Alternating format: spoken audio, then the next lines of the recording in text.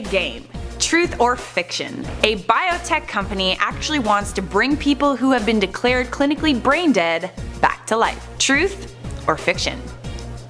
Truth. What is good, potatoes? Welcome back to I.O. I'm Charlotte Dobre, but you probably know that by now, and if you don't, welcome to Inform Overload. We do the news. So, a company called BioQuark wants to do the unthinkable. Later this year, they want to begin their project to raise the dead. I bet you have a lot of questions, the main one being, how is this even possible or even ethical?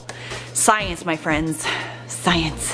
The plan is to enroll 20 patients who will undergo various treatments. Firstly, a stem cell injection. The stem cells will come from the patient's own blood or fat. After that, the protein blend gets injected directly into the spinal cord, which will create the growth of new neurons. After that, for 15 days there will be laser therapy and nerve stimulation. This will kind of jumpstart the neurons so they can make connections with each other. While all of this is happening, the researchers will monitor the behavior and the treatment. Okay, so now that you know that it's kinda maybe possible, how is it ethical? Obviously, a procedure like this is really controversial. It was actually supposed to go forward in India in 2016, but regulators wouldn't allow it to take place. The electrical stimulation of the median nerve has been tested, but there's not a lot of evidence to back up the procedure. Most of it is in the form of case studies. According to Dr. Ed Cooper, this technique has limited success in some patients in comas. But a patient in a coma and a patient that's brain dead are completely different. The main issue with this is consent. How can a dead person agree to this procedure? Even if the consent situation is sorted out,